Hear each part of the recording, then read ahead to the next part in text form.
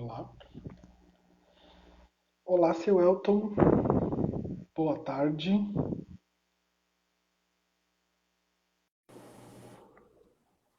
Estou convidando aqui o professor Welton para participar da atividade de hoje, do nosso debate sobre literatura e identidade. Boa tarde, Welton. Você me ouve bem? Boa tarde, eu ouço bem. Você me ouve bem? Você me ouve bem? Te ouço até alto demais. Vou baixar o volume. Ah, então tá. Acho que eu vou dosar um pouquinho a voz também. A palavra está contigo, então. Certo, então vamos começar mais uma atividade refletindo sobre língua, literatura e sociedade, né? É uma atividade do Instituto Federal de Alagoas, né? Do professor Leonardo, que falará para nós hoje, da professora Camila, do professor Gustavo e minha, professor Welton da Silva, né? Nessa atividade, a gente tem o objetivo de refletir sobre diversas questões que tocam a relação entre língua, literatura e sociedade. E hoje a gente vai ouvir a segunda parte da fala do professor Leonardo, cujo título é Ari Barroso, Samba com Oswald de Andrade, a identidade nacional entre a mestiçagem e a antropofagia. Tá dando um pouquinho de eco, não tá? Da sua fala, tá. Deixa eu ver. E agora, vocês me ouvem? Piorou. Eu acho que eu vou sair e voltar para ver se melhora. Pode ser? Tá certo.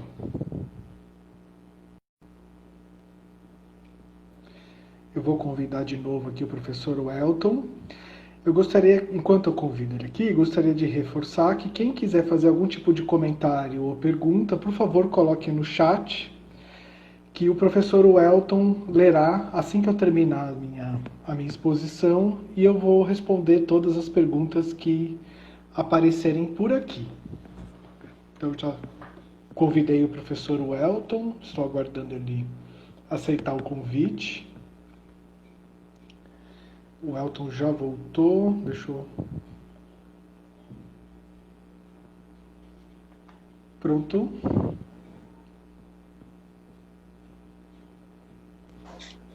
Vamos ver se está dando eco agora.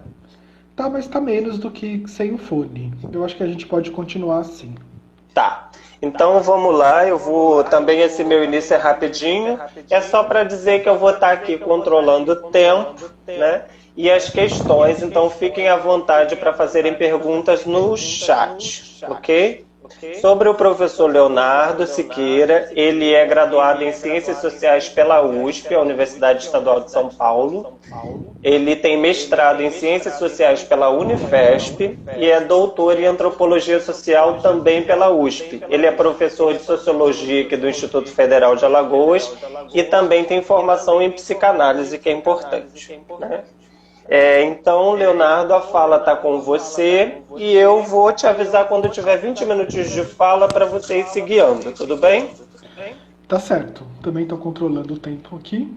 Boa tarde a todas e a todos. Boa tarde a todas as pessoas. Gostaria de agradecer pela introdução do professor Welton e também agradecer às professoras e professores que estão presentes aqui conosco nessa live, que tem um título bonito, né? Ari Barroso, Samba com Oswald de Andrade. Um pouco para brincar com dois modelos de mestiçagem que o Brasil pensa, que eu vou, apesar do senso comum, trabalhar eles como opostos, eu vou tentar trabalhar com o que eles têm em comum.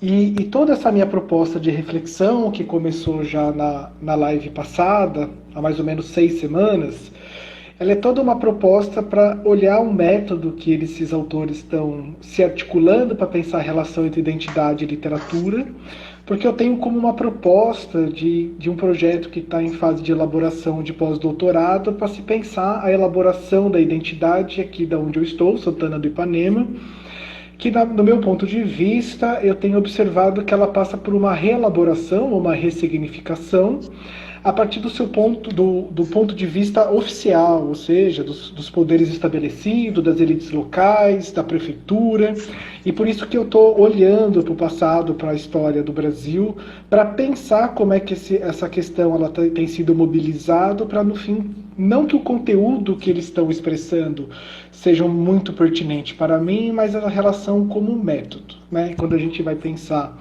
em pesquisa, não é que a gente quer reproduzir conteúdos, mas a gente pode reproduzir em boa parte a metodologia e os conceitos que estão emergindo a partir daí.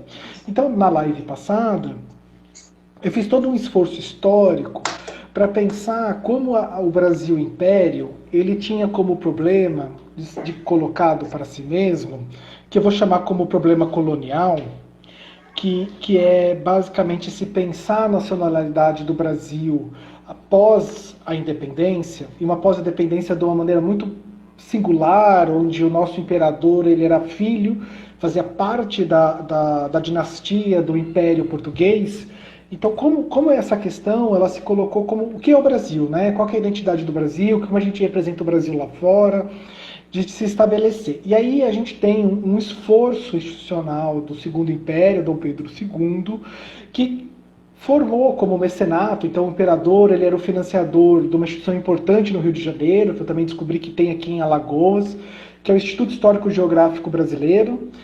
Aqui é o Instituto Histórico Geográfico de Alagoas, né, que é uma espécie de elaboração teórica do Brasil pós-colonial a partir dos seus próprios pressupostos coloniais. E como alguns intelectuais, eles circularam em volta do Instituto Histórico Brasileiro, ali no Segundo Império, e para mim uma figura importante lá na primeira live foi José de Alencar, principalmente uma obra chamada Guarani, de 1857. Então, essa obra ela faz parte de um movimento literário chamado Romantismo. O romantismo brasileiro ele tem aspectos muito próprios, né? Então, ele era uma história de cavalaria, onde a gente tem, então, o cavaleiro que é herói, a partir da honra, da palavra, que são todos aspectos pré-modernos, para, de uma certa forma, criticar a modernidade. Só que no livro do José de Alencar, o Guarani, quem é esse cavaleiro é o índio Peri. E a obra tenta retratar uma espécie de mito de fundação nacional a partir da mestiçagem, onde eu tenho, por um lado, o bom selvagem, então aí parece que aparecem algumas referências europeias, como um filósofo importante francês chamado Rousseau, e de um outro lado eu tenho uma pessoa, um grupo português, que olha para os índios sem muitos julgamentos, que tem uma postura cética em relação a eles, que olham para eles e trazem a técnica. Então aí tem uma referência importante, que está lá no Oswald de Andrade, no Manifesto Antroposófico, que é o Montaigne. Tanto Montaigne e o Rousseau estão lá, e o Brasil seria uma espécie de fusão, então, entre Peri, o índio Guarani, que é o bom selvagem, e a Ceci, que traz o progresso técnico e a civilização, e o Brasil seria, de uma certa maneira, enquanto sua identidade, uma identidade mestiça, onde eu tenho o melhor das duas partes. E aí o que me chama a atenção, que eu trouxe na live, enquanto modelo de articulação oficial de mestiçagem de produção de identidade nacional, que primeiro tem as culturas subalternas, né, que foram subalternizadas pelo colonialismo no Brasil. Será que foi a minha ou a do Elton que travou? Travadinha, mas você falava das culturas subalternizadas. Isso, que as culturas subalternizadas pelo processo colonial brasileiro, elas foram, a partir do modelo estabelecido ali em volta do Instituto Histórico Geográfico e pela literatura de José de Alencar, ela foi valorizada como símbolo nacional ao mesmo tempo que a gente negava um processo de eliminação e genocídio dessas populações. Então a gente estabelece um certo tipo de modelo que essa população e essas culturas, elas são vistas completamente fora do seu contexto, fora da sua realidade, de uma maneira extremamente abstrata, porque quando a gente fala de índios no Brasil, a gente tem diversas culturas, e aí a partir dessa abstração e dessa idealização, a gente faz um processo de valorização que, na sua concretude, muda em quase nada a realidade local dessas populações, né? Então é uma valorização que nega alguma coisa. E aí aqui, quando eu estou falando já com uma outra elaboração da live passada, é porque eu dei uma aula sobre interseccionalidade, que o mote dela foi uma pensadora chamada Leila Gonzalez, e aí eu comecei a treinar o olhar de que o que a afirmação nega, né? É a partir daí. O que o dizer não estar dizendo, mas está presente, né? Esse tipo de relação. Então a gente tem um dito, uma afirmação de uma valorização de uma cultura indígena nesse período, em que nega. E o que se nega? O próprio genocídio e a violência que essa população passa a partir de um procedimento que é abstrato, idealizador e trata de uma relação de forma e conteúdo. Então eu tenho uma forma que ela é predominantemente europeia, mas eu tento colocar laços de conteúdos locais, que aí no caso é a chave do Peri.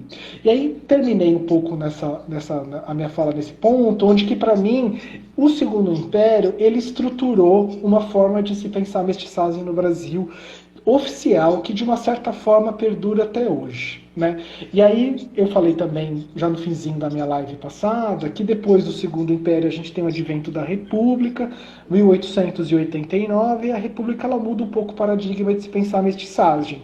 Se pensa sempre o Brasil como uma falta do que falta para ser europeu.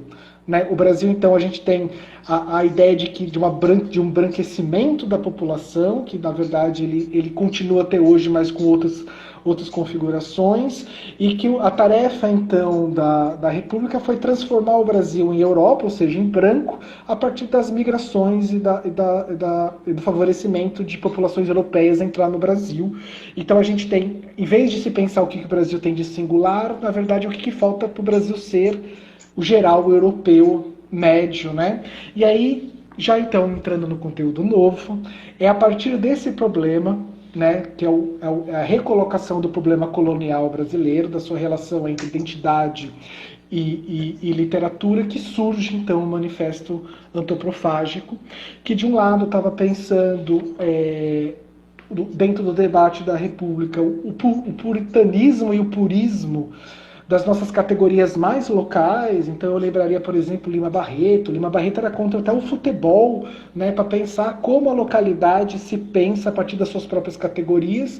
E por outro lado, a gente tinha um movimento de elite, que era o parnasianismo, que era um movimento literário que era bucólico, que se pensava a partir da questão do campo da Europa, ou seja, uma importação quase que completa entre um modelo literário europeu, enquanto de outro lado a gente tinha um grupo de intelectuais dentro ali da velha república, pensando como produzir uma literatura e uma identidade que seja eminentemente brasileira, né? Então, por exemplo, eu poderia lembrar do Policarpo Quaresma, que cai nos vestibulares do Lima Barreto, que inclusive uma das propostas do personagem é que a língua oficial do Brasil fosse o tupi, né? Para se pensar como o rechaço de qualquer tipo de estrangeirismo. Pois bem, dentro desse debate, em 1928, Oswald de Andrade, que a gente sabe que a informação mais importante desse autor é que ele nasceu no dia 11 de janeiro, que nem eu, ele vem com uma proposta que ele tenta deslocar essa questão entre somos europeus ou somos algo, sei lá, somos americanos nativos, né? Como é que a gente pensa essa relação da mestiçagem? Então a mestiçagem ela volta a entrar em pauta no debate, inclusive oficial. A gente está ali nas portas da Era Vargas, que vai dar um outro contorno para isso. A gente já vai olhar isso a partir do Ari Barroso. E aí o movimento antropofágico, então, vamos começar pelo nome, para pensar como é que ele tenta problematizar a mestiçagem, é pensar então a partir das categorias indígenas de pensamento da antropofagia. Né? Então, mais ou menos, a gente tem essa relação do canibalismo e antropofagia. O canibalismo seria aquela prática de se nutrir periodicamente com carne humana. Então, muitas das populações ameríndias foram pensadas como canibais. A palavra canibal é uma derivação de Caribe, né, o Mar do Caribe, que seria aqui a nossa América Central. Então, os canibais seriam aqueles que comeriam carne humana para sua nutrição, diferente da prática do antropofagista ameríndio.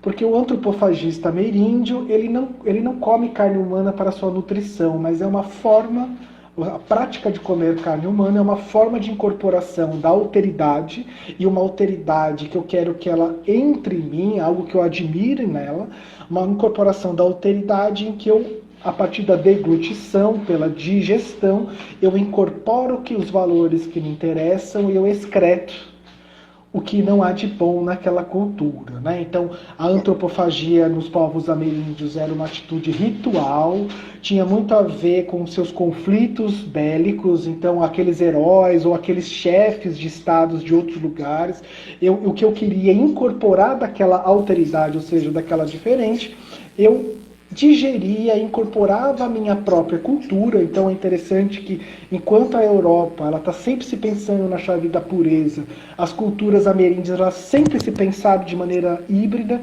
como algo que se mistura e que eu posso me incorporar de elementos da cultura do outro para a minha própria cultura. E aí o Oswald de Andrade, a partir então dessa problematização dos povos ameríndios brasileiros, propõe um movimento artístico-cultural que tem da representação da parte dele da poesia e da literatura, onde eu vou pegar então algumas coisas, algo como se eu pudesse conscientemente escolher algo da cultura do outro, pegar para mim, digerir e excretar o que eu não quero. Então, a cultura brasileira, então, quando eu coloquei o texto lá no Sigaal, no meu Facebook, ele começa Tupi ou Norte Tupi, né? Ele está fazendo uma brincadeira com Hamlet a partir de conteúdos da nossa própria configuração indígena. A todo momento ele está ali usando categorias e autores, filósofos franceses e categorias indígenas. Então ele vai usar, por exemplo, a categoria Pindorama, que seria uma certa divindade indígena. Então ele está tentando produzir esse hibridismo a partir da sua própria construção do texto, que às vezes dificulta muito a leitura. Então eu não vou ler o texto que eu coloquei lá, mas eu indicaria que vocês fossem lá tentar ler pelo número de referências de filósofos e por número de categorias indígenas que aparecem ali, para mostrar não só como argumento, mas como performance textual, essa questão da mistiçagem teórica que ele está propondo. Que nós não somos, não, então, nem europeu e nem indígena, mas a gente é fruto de uma mestiçagem que, na sua base, é uma figuração indígena, né? É do tupi. É por isso que da antropofagia. Pois bem, ele aparece nessa relação para produzir, então, essa espécie de síntese desse que eu estou chamando de problema colonial, né? Nem tão europeu, nem tanto indígena, mas nossa formação é indígena a partir de conteúdos europeus.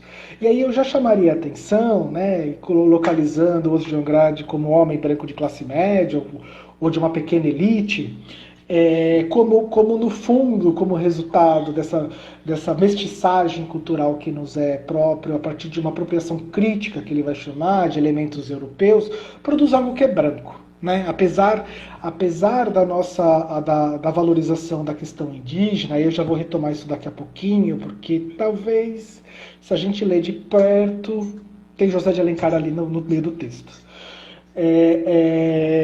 Daquela questão da idealização do indígena, né? Mas se a gente olhar de perto e toda a produção que vem depois, até mesmo o tropicalismo, que é uma das que tem influência desse manifesto antropofágico, enfim, que, como movimento artístico-cultural, talvez o que se elabora ali é uma cultura que se põe como hegemônica para consumo de brancos e que subalterna outras culturas sem problematizar elas na realidade, né? Mas vamos chegar lá com calma. Então a gente tem, de um lado, esse movimento antropofágico para debater a questão da mestiçagem, que foi, do meu ponto de vista oficial, né, do ponto de vista oficial do Estado, não foi a formação que vingou.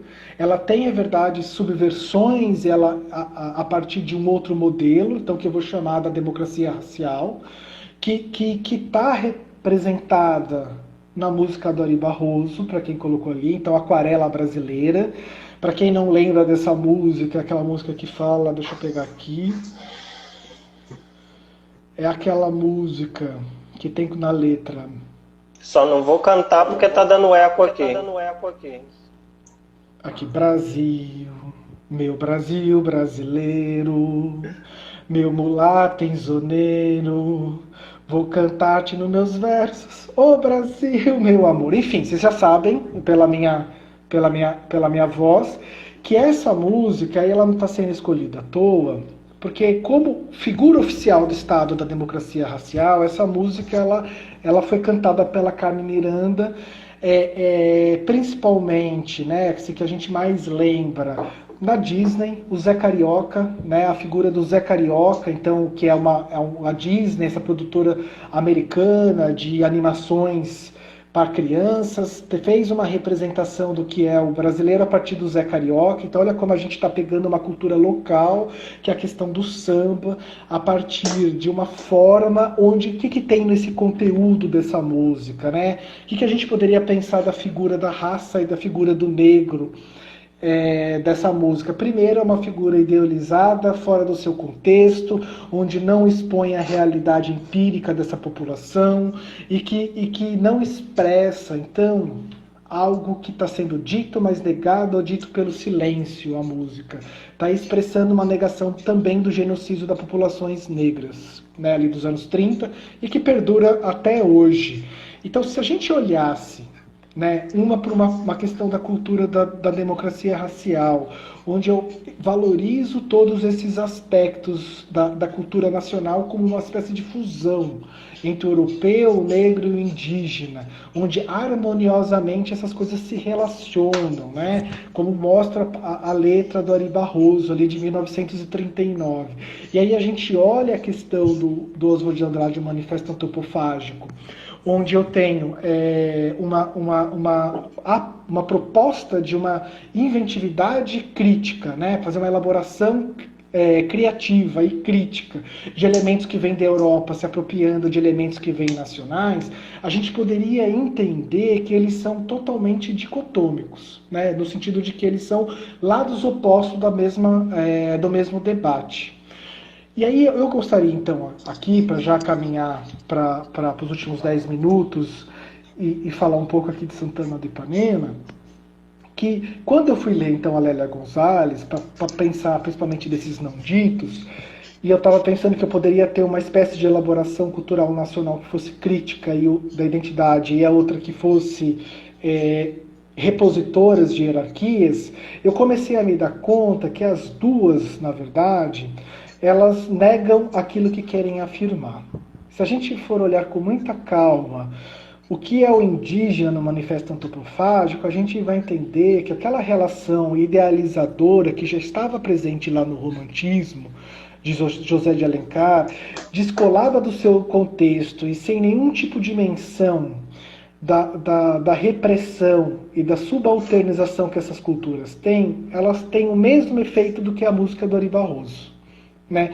Nesse sentido de que, apesar da valorização de uma origem indígena, sem contar que nem toca na questão das populações descendentes de populações ex-escravizadas, apesar de ter uma origem tão indígena, ele estabelece uma origem, do meu ponto de vista, que seria muito próxima, apesar de toda a sua subversão que tenta produzir, muito próxima lá em relação ao José de Alencar, que faz uma apropriação indígena, mas ela é consumida, produzida e depois manobrada como elemento branco de elite. Né? Se a gente colocasse a interseccionalidade para falar, do ponto de vista da interseccionalidade, para falar o texto do Oswald de Andrade, talvez os elementos que estão presentes neles, que apesar de serem mais subversivos do ponto de vista do debate anterior, ele é muito próximo de Ari Barroso, da democracia racial, e muito próximo da teoria da mestiçagem que está presente no romantismo.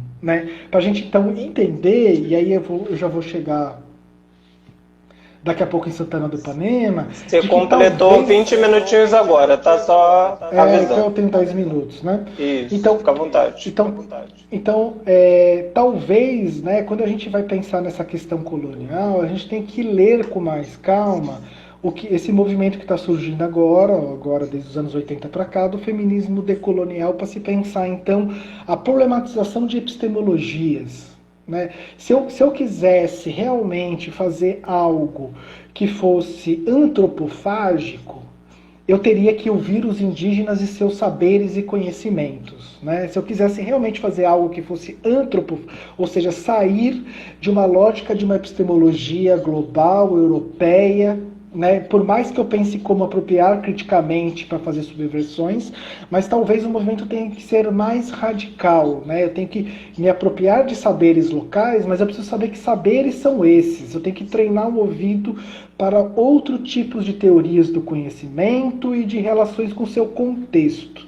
E aí, claro, a gente vai ter um problema logo de cara para se pensar essa formulação, porque a gente tem uma pluralidade de povos indígenas muito grande, né? Ou falar de periferia preta periférica também é muito geral, né? São categorias abstratas que dizem muito pouco sobre a violência que passam elas. A gente tem que entrar em periferia e periferia. Não adianta falar que o rap é representação, porque o rap é uma representação do Sudeste, por exemplo, né? A gente estaria caindo no mesmo erro dessas elaborações entre cultura e identidade. Só para a gente, então, talvez o elemento crítico para se pensar isso não esteja na relação da mestiçagem, mas sim para olhares de epistemologias locais diversas. Lembrando que identidade é sempre pegar uma cultura local e elevar ela como nacional e subalternizar o restante, né? Então, me ajuda a pensar essa relação entre o Ari Barroso e o Oswald de Andrade a partir, retomando José de Alencar, porque me ajuda a refletir qual que é o ponto de vista oficial e qual que é o olhar das elites e como é que eu aplicaria a interseccionalidade se eu fosse olhar então para esses manifestos, né? A partir então do que a Leila Gonzalez está me falando da negação. Então a negação que a gente está passando é a opressão das populações periféricas, indígenas, subalternas, a partir de uma valorização abstrata, genérica demais, idealizada, certo? Mas e Santana do Ipanema então, né? Como é que a gente articularia uma metodologia dessa para se pensar a localidade a partir, então, inclusive da interseccionalidade? Então, como eu falei lá no começo, fiz tudo isso para pensar que Santana do Ipanema e o sertanejo, e aí eu estou pensando isso a partir dessa reelaboração. Então, a primeira pergunta que eu tenho que me fazer a partir dessa reflexão é o que essa nova reelaboração ela está tentando negar pela afirmação, né?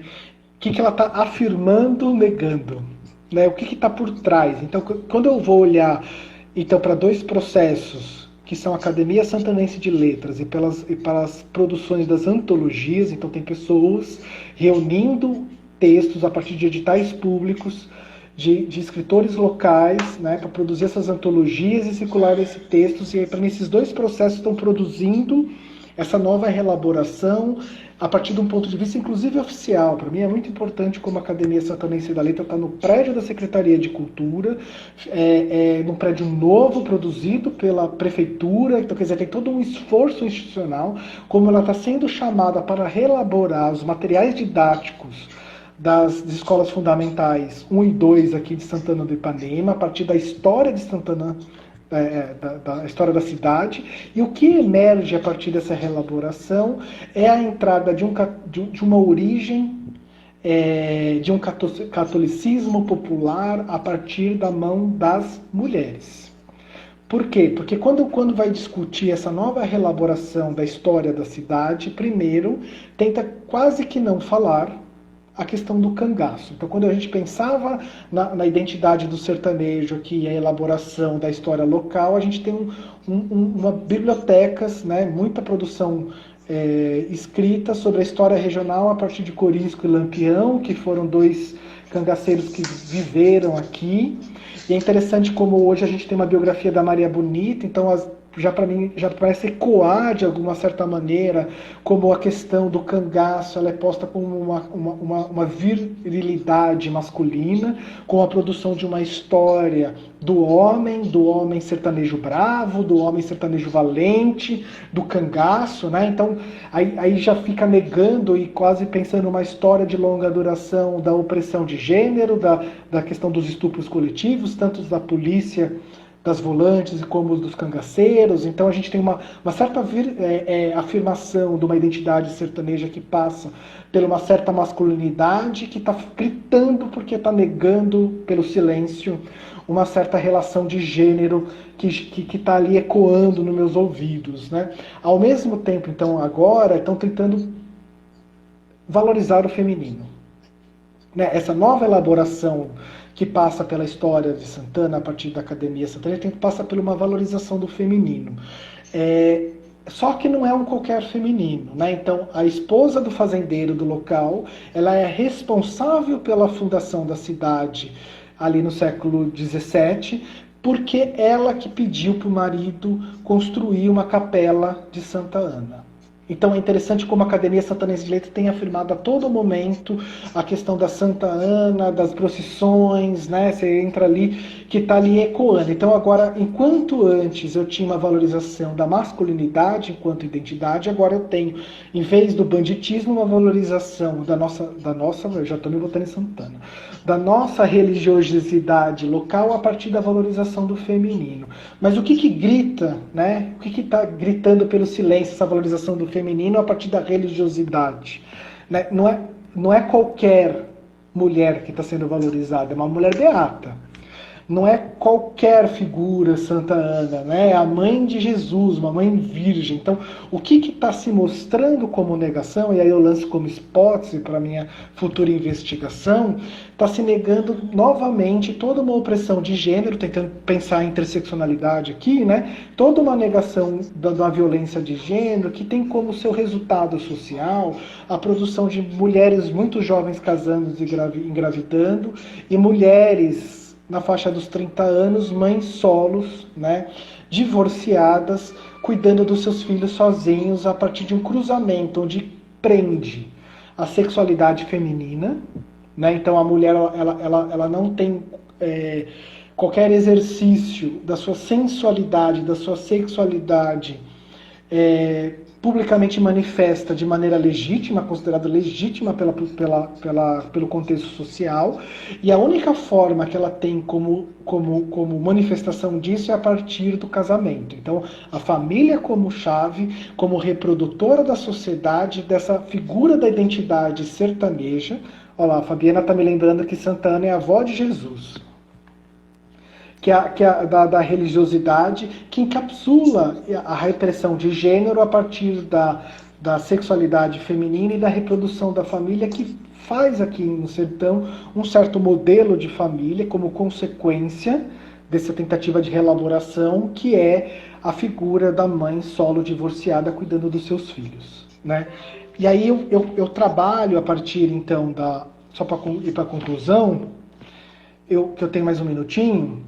Eu trabalho, então, a partir de um que eu vou chamar de quadro mental, que como se fossem significados mentais que está na nossa cabeça, para tentar trabalhar essa identidade que vai do cangaço para cá.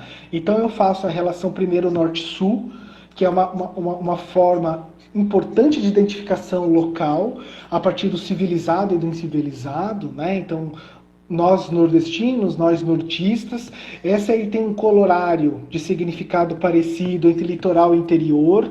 Então quem está em Maceió em relação ao sertão está se pensando, e é sempre essa figura, né, do homem branco ilustrado, né? Então, e o sertanejo pensado no lugar como incivilizado, da carestia, da falta de recursos. Então interior e litoral, rural e urbano. Né? Tudo isso reverbera na mesma relação de identidade que está aqui. E aí eu colocaria aqui também cangaço e religiosidade. Como se a gente tivesse de um lado a figura do masculino e outra figurada do feminino. E aí, interessante como, à primeira vista, esse movimento da Academia de Letras, ele se mostra como algo que está subvertendo e colocando uma valorização local, né? Então, uma questão muito local dessa religiosidade do sertanejo localizado a partir de uma tentativa de tirar a visão pejorativa que o sertão tem a partir do cangaço, mas ele faz essa antropofagia a partir também de uma elaboração que eu vou chamar de conservadora, que ela continua, assim como no cangaço a gente tinha uma negação da questão racial e de gênero, então eu tinha uma afirmação que negava algo. A gente tem uma valorização do feminino agora, que continua na chave da negação e da memória local, né? Então, para a gente tentar elaborar essa identidade do sertanejo a partir de uma epistemologia local, a gente não teria outra solução a não ser ir na rua conversando com as pessoas. E não por essa produção pela história oficial e nem pela chave da literatura. Né? Para pensar, então, o movimento decolonial que dê conta de uma identidade que está para além de uma epistemologia marcado pela literalidade da questão escrita, por um lado, e por outro, por um movimento hierárquico, aristocrático do nosso passado colonial que afirma negando algo. Né? Seria mais ou menos por aí pensando essas duas questões. Eu terminei. Isso é uma elaboração em curso. Isso para mim é confuso também. Se está confuso para vocês, então estamos na mesma. É um pouco, um esforço de testar os argumentos quando a gente leva a público, né? Então esses movimentos são importantes para mim. É a forma que eu penso, é a forma que eu elaboro aulas. É nessa interlocução da sala de aula que as alunas e os alunos que eu não falar, mas essa sua linguagem ninguém está no corpo a corpo da aula, as pessoas entendem, a gente consegue fazer uma interlocução, isso me interpela e altera aquilo que eu estou pensando para melhor. Então, às vezes a gente acha que os alunos não têm capacidade para entender as coisas, mas tem sim. Né? Enfim, vou terminar por aqui e vou para as perguntas. Certo, Léo, muito obrigado pela sua fala. Colocou muitas questões, não está confusa. É que a nossa história é uma história confusa. Eu estou falando um pouquinho mais pausado porque o retorno do eco está chegando aqui para mim. Mas eu vou primeiro para a fala do Cleivson, para o comentário, na verdade, que é artista plástico, e quando você estava falando de identidade, ele comentou sobre a tintura, né, a pintura a óleo, a Redenção de Can, né, que é de um artista espanhol, né, de Santiago de Compostela. E eu acho que vale a pena dar uma olhada, né, no que ele comentou, o Cleivson. A Fabiana, na hora que você cantou, comentou que você canta mal, mas valeu, ok? E depois ela fez o outro comentário que você já retomou aí. O Cleivson também citou a música Identidade, do Jorge Aragão, né, que eu acho que super vale a pena também, né, que resgata essas questões. E aí o Cleivson também comentou dessa questão da negação que leva ao apagamento, né? E tem a ver com a questão que eu vou fazer para você. A Mila está comentando aqui de trazer o Léo para a linguagem. Eu super topo. Acho que ele já colocou o pé na linguagem, agora só falta colocar o outro pé. Bom, a minha pergunta, Léo, é muito impulsionado pelos comentários do Cleivson, de pensar, em primeiro lugar, né, essa questão da negação dos genocídios das populações indígenas, né, como um modo, como o Cleivson colocou, de apagamento. Então, não foi só no genocídio das populações indígenas, né? Essa negação que se desdobra em apagamento, né, ela está colocada em vários momentos, né? E aí, como que você vê essa questão, né, se desdobrando, né? Você chegou a comentar no seu objeto específico, que é aqui Santana do Ipanema, mas se você puder comentar um pouquinho mais, como que esse processo, né, de negação de violências, né, como é que isso se produz e como é que isso impacta, né, a tua questão? E a outra coisa também tem a ver com isso, é justamente dessa dupla face, né? Afirmação, negação, ela está sempre junta. Uma coisa parece que não vem sem a outra, né? Na medida que você afirma uma determinada identidade como universal, você apaga outras, né? Isso tem a ver com a pergunta anterior. Como é que você vê esse processo, essa dupla face, afirmação, negação e os efeitos que elas produzem?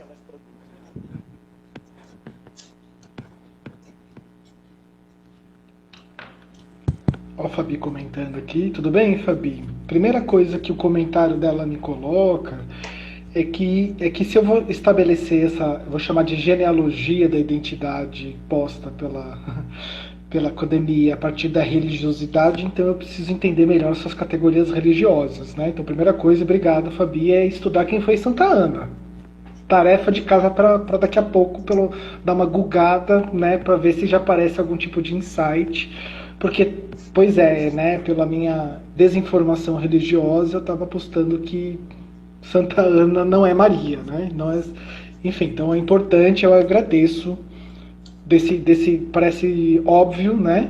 E eu deveria ter feito essa lição de casa. Agradeço essa interpelação e esse ensinamento.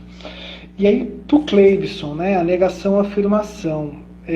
Eu dei aquela aula lá de interseccionalidade, que eu pediria para dar uma olhada, porque essa negação, ela não é uma simples negação, ela é como se fosse um recalque, né? Pensando nas categorias da psicanálise, porque ela é uma negação que se sabe, né, mas não se quer saber sobre ela. E aí o que a gente faz na elaboração histórica oficial, né? A gente não consegue apagá-la, a gente recalca, e como boa repressão, né? Então vamos usar uma linguagem mais fácil, como toda repressão de uma memória que tem como vivência, né, a experiência prática da vida, mas ela não tem uma elaboração consciente sobre isso, ela aparece como sintoma. E aí o que se mostra como sintoma é o racismo, tá na palavra da Lélia Gonzalez, de que eu olho então para as populações subalternas e eu não quero saber que uma das minhas origens também é aquelas populações, né? E uma outra questão é que nem todo sintoma falha, né? Quando a gente reprime uma memória que a gente não quer saber, a gente retorna ele como um sintoma, então uma patologia, para usar uma expressão mais médica, mas ele falha e isso acaba emergindo a partir dos processos sociais, né? Então, para Lélia Gonzalez, o carnaval é uma das manifestações disso.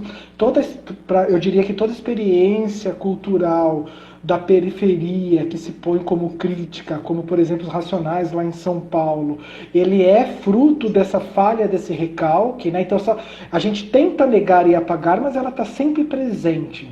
Mesmo que a gente tenha como uma memória consciente de que a gente não tem grandes heróis da resistência, mas eles estão sempre lá, emergindo no seu tempo, né? E produzindo algo como resistência a esse processo hegemônico. Então, não é uma simples negação, né? É uma negação de algo que tem como experiência vivida e que, de um lado, produz efeitos sociais a partir do racismo e, por outro lado, sempre há uma resistência que emerge a partir dessa repressão, né? Então, que como a gente não tem olhado com muita calma e o Brasil é muito plural, a gente teria que olhar caso a caso, localidade a localidade. Então, uma dica importante, entre no perfil do NEABI. O NEABI tem lá produzido as nossas resistências alagoanas a partir da história aqui, né, da negritude, frente a um processo colonial, e aí agora a gente está no mês da mulher latino-americana, e o NEABI tem como prática agora um por dia publicar figuras feministas, femininas, negras de resistência. A dona Ivone Lara está lá, e aí a gente também tem toda uma articulação, por exemplo, da religiosidade afro, de matriz afro ali em Alagoas, que algumas figuras proeminentes estão ali pautadas no NEABI, que são fruto dessa experiência que está sendo negada e que toda hora está emergindo enquanto resistência, né? Só para dar como exemplo. E aqui em Santana do Ipanema, eu tenho como o foco olhar as festas populares, né? Me parece que esse encapsulamento da feminização e da feminilidade, de sua sexualidade local, ela escapa nas festas populares, né? E aí a figura do piseiro, a figura das músicas que tocam, e toda uma expressão corpórea da sensualidade da mulher, ela se transforma de uma certa forma, né, ali pontual, como legítima, né? Isso é um dado.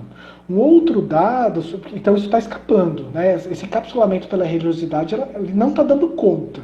O sintoma é a violência doméstica, né? O preconceito aqui que nós temos, é dessa maneira que eu estou pensando, fazendo o paralelismo com a metodologia da Lélia Gonzalez, né? E um outro aspecto importante é que se a gente fosse olhar para as alunas, principalmente do ensino médio, aqui do IFAL, a gente encontraria algumas meninas que estão problematizando essa relação e fazendo uma pauta política em relação à opressão da mulher no casamento e da violência doméstica.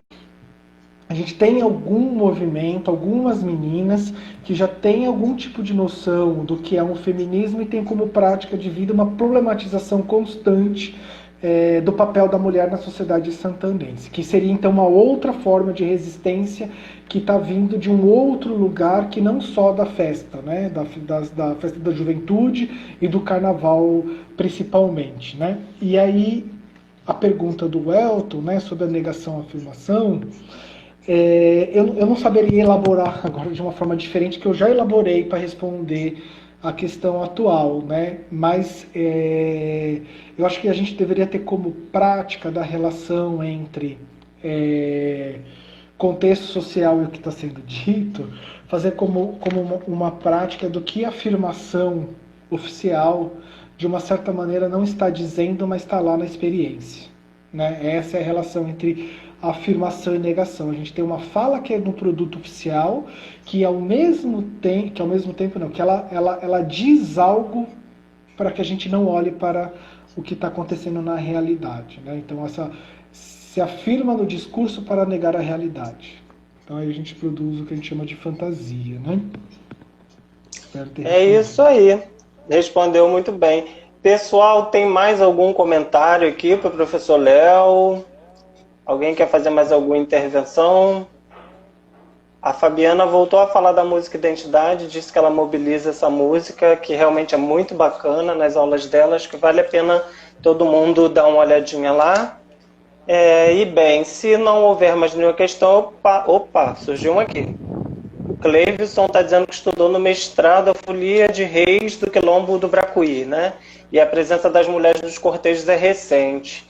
E aí um pesquisador, que se chama Fontoura, ele usa o termo folia invisível para falar da participação delas, né? Um processo interessante. A gente podia trazer o Cleivson para falar para a gente qualquer dia, né? Acho que tem umas discussões interessantes aí. Porque eu estou tentando articular a intersexualidade, mas a questão racial aqui no sertão, para mim, é uma grande incógnita como pensar. Inclusive, talvez olhar para os quilombos me daria uma grade de leitura para pensar a questão racial, inclusive porque tem toda essa relação que eu estou tentando pensar também entre o rural e o urbano. Porque quando a gente vai olhar aqui, principalmente no cotidiano da cidade, você conversa com as pessoas, parece que a categoria branco, pardo ou negro, ela mobiliza muito pouco enquanto identificações. Né? E aí a gente teria que pensar numa estratégia de tentar, de olhar o que está sendo negado na chave da elaboração das raças aqui do sertão. Né? A questão de gênero ela é muito mais evidente aos meus olhos do que pensar a questão do racismo. Mas eu tenho como uma das metas tentar alcançar isso, porque com certeza ele opera em alguma dimensão aqui, porque você vai olhar para, por exemplo, a elite política, ela é predominantemente masculina e branca, por exemplo, né? Enfim, então, boa dica, vou dar uma olhadinha na literatura sobre os quilombos aqui da região. É isso aí. Então, bom, Léo, se você quiser fazer suas considerações finais. Bom, eu queria agradecer a presença de todas e todos aqui até o momento. Gostaria de dizer também que esse é o último evento desse projeto, né? Para mim é uma honra fazer esse encerramento. Gostaria de então agradecer todos os meus colegas de interlocução e de projeto, professor Gustavo, que carinhosamente eu chamo de Guga, professor Welton, que está aqui mediando, a professora Camila, que sempre fez as suas intervenções brilhantes para a gente pensar as nossas questões aqui. E fico um pouco triste pelo encerramento, mas também contente pelo esforço de elaboração que eu fiz, as leituras que eu tentei produzir, e que essa reflexão ela vai continuar e quem sabe um dia eu volto com uma elaboração mais densa, precisa e com uma pesquisa em andamento, né? Então, muito obrigado a todos e a todas. Um beijão. Justamente. Então, pessoal, esse vídeo vai ser disponibilizado pelo professor Leonardo. Então, se quiserem indicar para as pessoas, é só indicar o perfil dele também, o canal no YouTube, né? E é isso, essa foi mais uma fala, a última fala do projeto Refletindo sobre Língua, Literatura e Sociedade do Instituto Federal de Alagoas. Continue nos acompanhando nas outras atividades, se vocês quiserem rever os outros vídeos, né, as outras atividades estão todas online também. Um beijo para todos e todas e até logo.